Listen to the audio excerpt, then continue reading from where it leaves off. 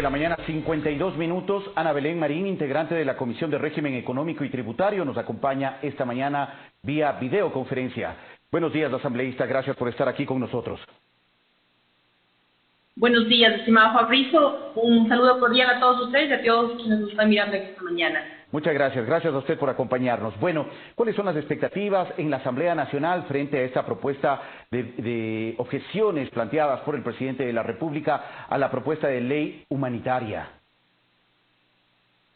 Mire, yo lo que puedo plantearle es que este pronunciamiento que el Ejecutivo ha realizado tiene varias líneas de objeción en el tema laboral, lo cual estoy mayormente de acuerdo, en vista de que la ley, cuando fue aprobada en la Asamblea Nacional, yo he manifestado mi preocupación a ciertos articulados y que, bueno, en la gran mayoría han sido acogidos en el veto. Así que hay mucho por debatir, existe mucha objetividad que dentro de la Asamblea tenemos que plantearla y también, por supuesto, saber si nosotros con cuántos votos vamos a contar, ya sea para allanarnos o para ratificarnos en los textos. Así que hay un trabajo extenso que hay que realizar. Tenemos los 30 días en los cuales tenemos que enfocar, porque esta ley es la que requiere el país, así que nosotros tenemos esa gran responsabilidad con el país entero y que sobre todo el sector laboral no salga afectado, que el sector empresarial pueda generar estos acuerdos, pueda sostener, las empresas puedan sostener los empleos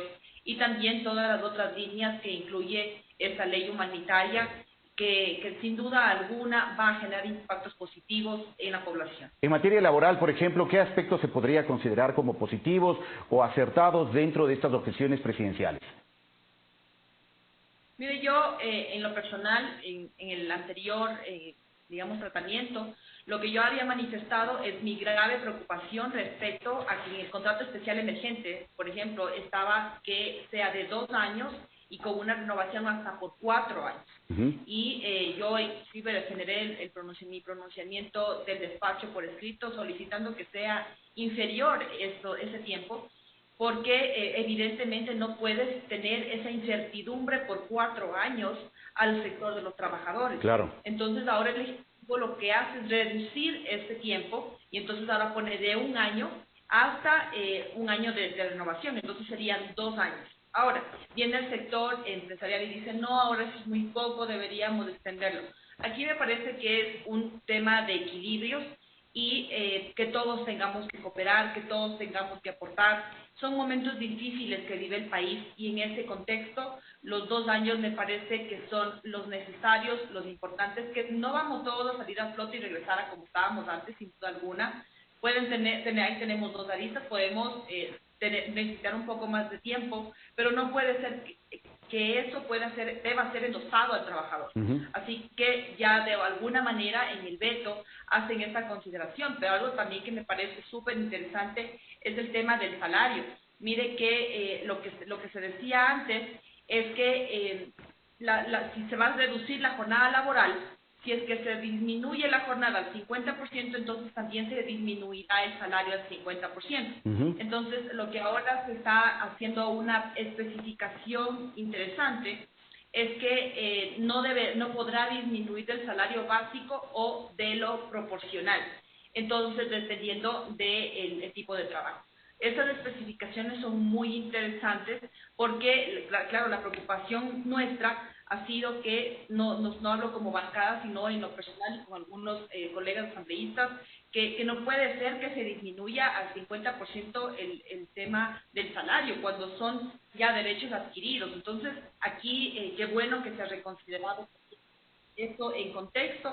Pero por otra línea, yo creo que en el tema laboral se han dado grandes aportes, grandes, digamos, intereses muy, muy importantes, como por ejemplo cuando ya tienen que llegar también a los acuerdos entre las partes, ¿no es cierto? Entre el trabajador y los trabajadores deben llegar a acuerdos, y si llegan a acuerdos existen los incentivos para el sector empresarial.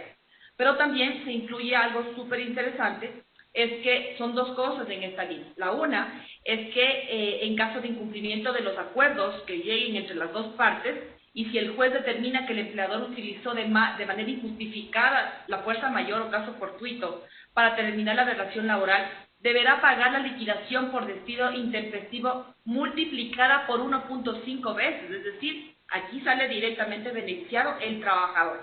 Y la otra línea también sumamente importante es que cuando en esta época esté en vigencia el contrato emergente, estamos en momentos de crisis, es que no se permitirá la distribución de los dividendos y que esos dividendos sean incorporados en la empresa para que pueda salir adelante la empresa. Entonces, estos candados que de alguna manera se ponen a un sector y a otro sector, a eso es a lo que yo me refiero, de generar ese equilibrio que definitivamente es lo que se necesita para salir de crisis. Todos tenemos que aportar, todos tenemos que apoyar, y esto de alguna manera requiere de esfuerzos de los distintos sectores, que no es fácil, no es sencillo, pero tenemos que de alguna manera hacerlo, porque de lo contrario no podemos dejar o posicionarnos solo en un lado.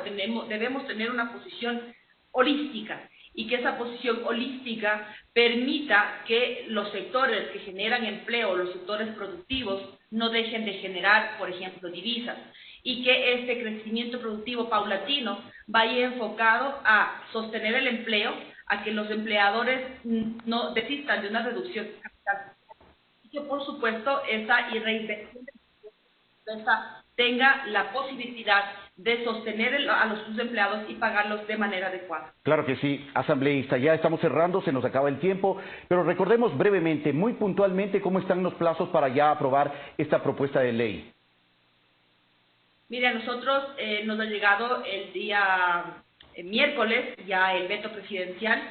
Nosotros a partir de ahí tenemos 30 días, la Comisión de Desarrollo Económico ya abogó conocimiento, y a partir de ello empiezan las discusiones respectivas. Entonces, corren los 30 días y necesitamos sacar el informe, y por supuesto aquí, como la norma lo indica, en la Ley Orgánica de la Función Legislativa, puede ser informe para primero y también para, un informe de segundo debate, pero puede ser un informe de mayoría y un informe de minoría.